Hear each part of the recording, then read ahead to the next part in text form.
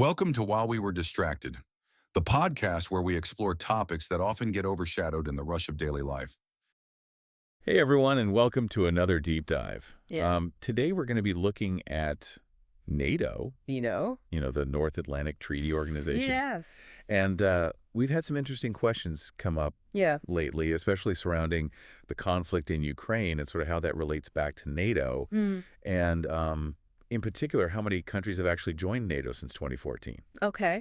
And, we were wondering if Ukraine's a NATO member and all that stuff. And we're going to look into the whole idea of a proxy war and what's happened with all the Ukrainian refugees who have fled to the EU. And are they EU residents now? Interesting questions. Yeah, we've got some great sources here, including some really good stuff from the official NATO website. Oh, wow. So we'll be diving into all that. Yeah, I think a good place to start would be with the fact that Ukraine, as of October 2024, Okay. is not a member of NATO. Oh, wow. Okay. So Right. even with all the involvement we've seen and all the talk about Ukraine and NATO Ukraine isn't actually part of the alliance? Okay. That's something I think a lot of people don't realize. I think so, too. Yeah. So I guess that feeds right into the first question about how many countries have joined NATO since 2014? Well, actually, since 2014, only 2 countries have joined. Okay. Montenegro in 2017 Okay. and North Macedonia in 2020. Interesting. So just 2 new members since Crimea was annexed. Right. So then what's the deal with their involvement with Ukraine? How does that work? Because I thought their whole thing was about protecting Right.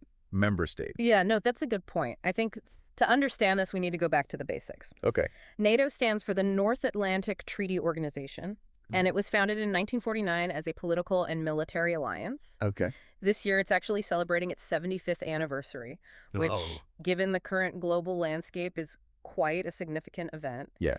And the heart of NATO lies in the principle of collective defense, and this is actually enshrined in Article 5 of the North Atlantic Treaty, which states that an attack against one ally is considered an attack against all allies. So that's the famous Article 5. That's the one. Okay, got it. So that's the principle behind NATO. But if Ukraine isn't a member state, Yeah.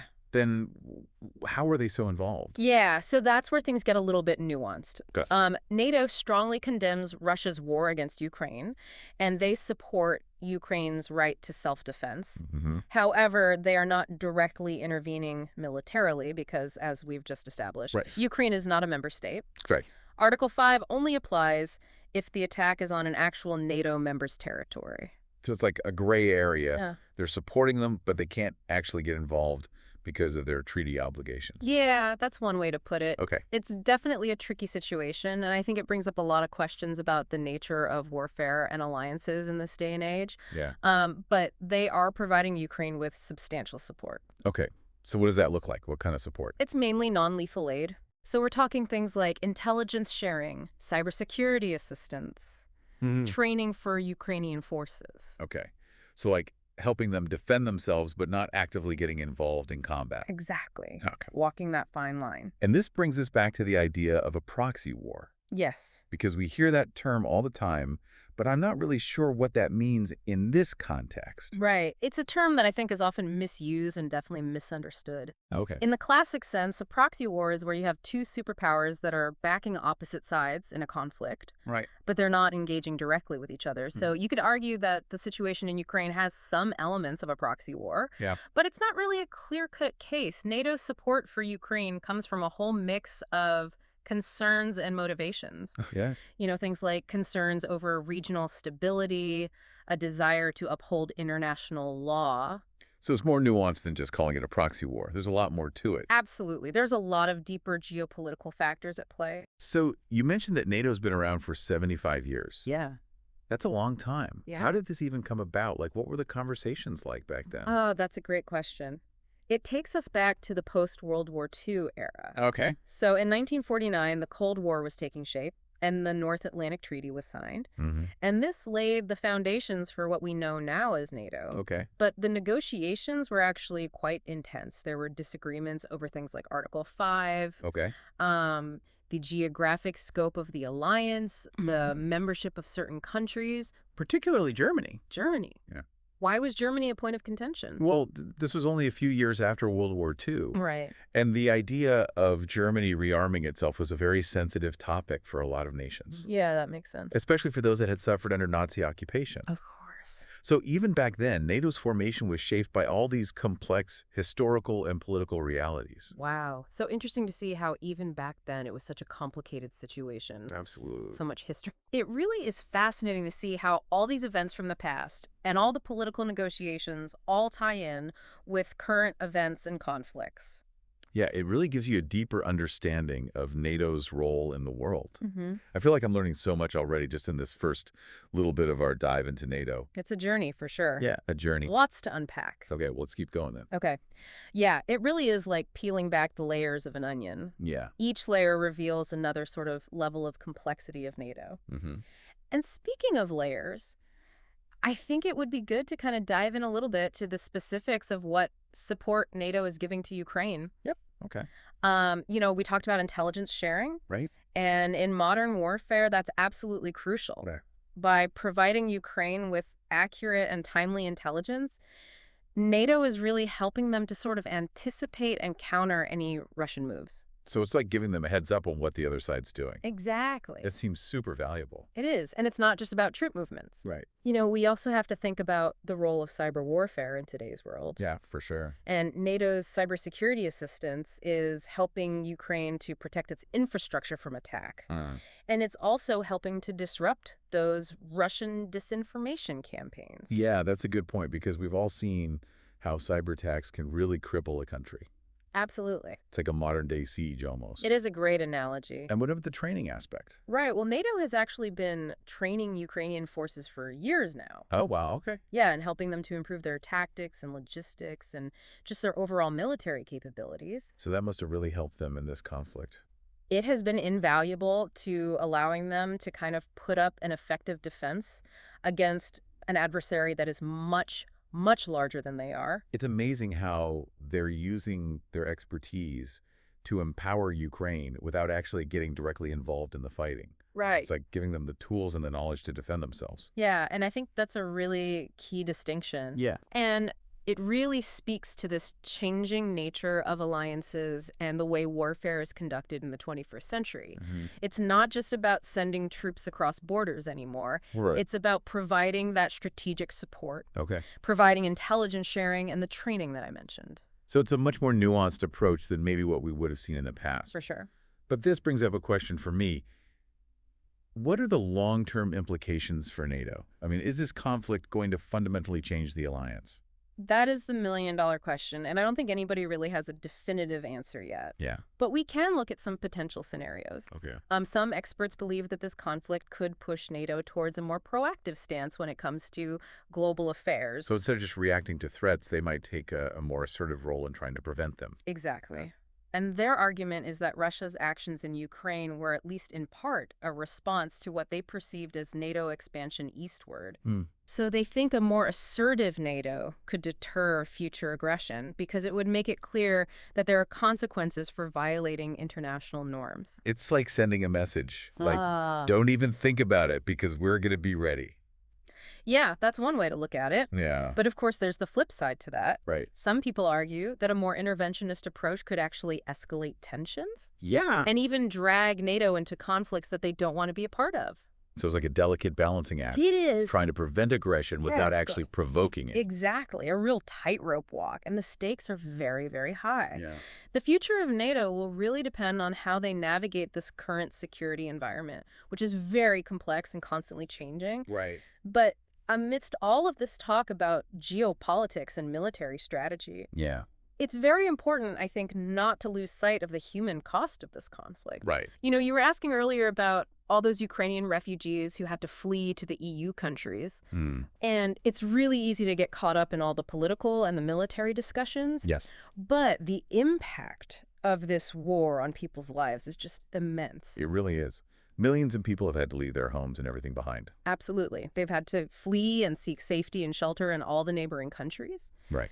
And while many have found refuge, at least temporarily, in EU countries, the path to residency is not straightforward. Can you explain that a bit more? Like, what are some of the challenges that Ukrainians are facing when they try to seek refuge in the EU?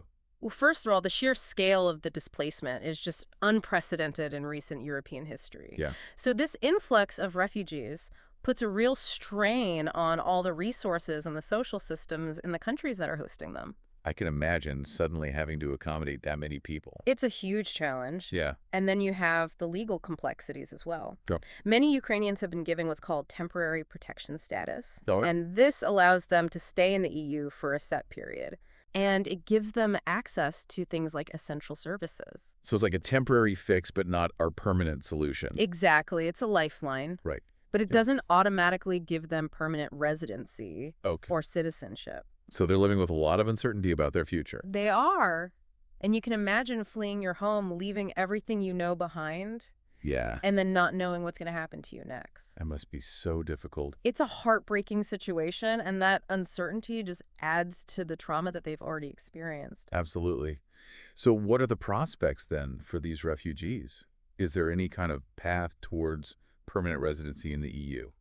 Well, it really varies from one country to another. Okay. Some EU countries have made the process easier for Ukrainians who are fleeing this conflict, Right. while others have been much more cautious in their approach. So there's no sort of unified system across the EU. Not really, and this lack of a uniform approach, I think, can create a lot of confusion Yeah, I bet. and frustration for those seeking refuge. It's a very complex issue Mhm. with no easy answers. But it's something that we can't just ignore. Absolutely not. We have to remember that these are real people Yeah. with real lives and hopes and dreams. Right.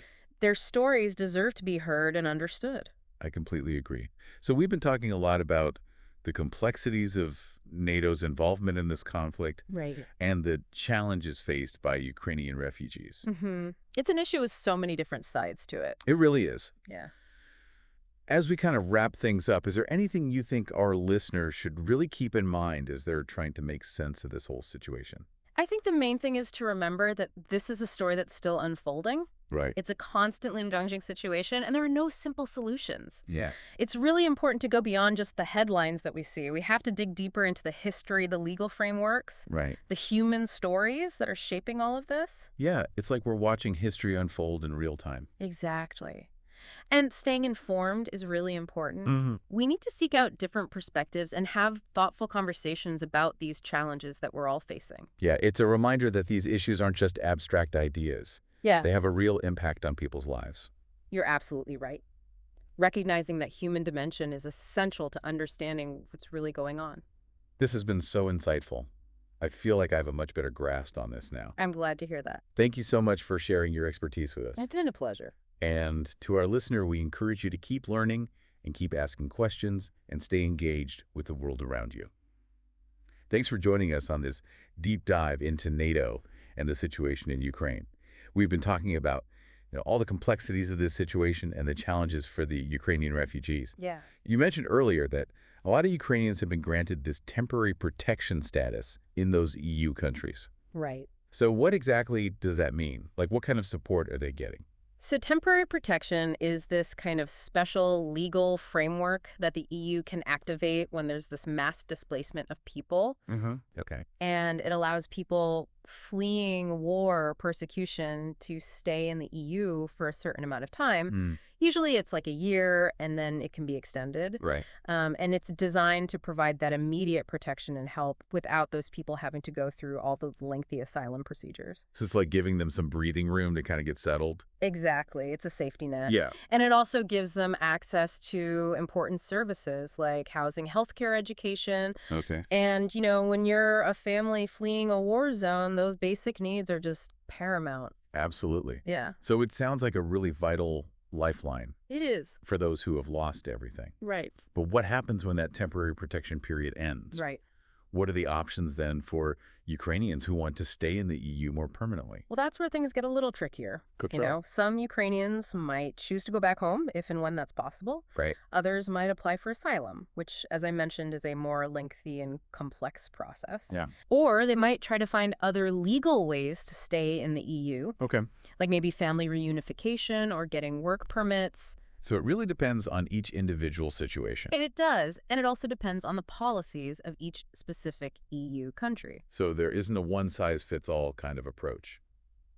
Unfortunately not. And I imagine that can be really confusing for people. It can. It creates a lot of uncertainty and anxiety for these refugees. Yeah. You know, try to put yourself in their shoes. Right. They're having to figure out this whole foreign legal system Yeah. while also dealing with the trauma of displacement and the uncertainty of the future. That's a lot to deal with. It is a lot. And it really highlights, I think, the need for a more compassionate and coordinated response from the international community. Absolutely. This isn't just a European issue. It's not. It's a global challenge. Right. It requires global action. Well, we've covered so much in this deep dive. It's been fascinating. It has. We've looked at NATO's history and its role in this conflict, and of course the situation with the Ukrainian refugees.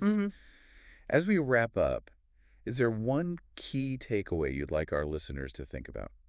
I think the most important thing to remember is the need for a nuanced understanding of this situation. No. It's complicated. Yeah. There are no easy answers or simple solutions. Right. We have to go beyond the headlines. We need to really understand the historical context, Yeah. the legal frameworks, Great. and the human stories that are shaping this narrative. It's a reminder that the world is really interconnected.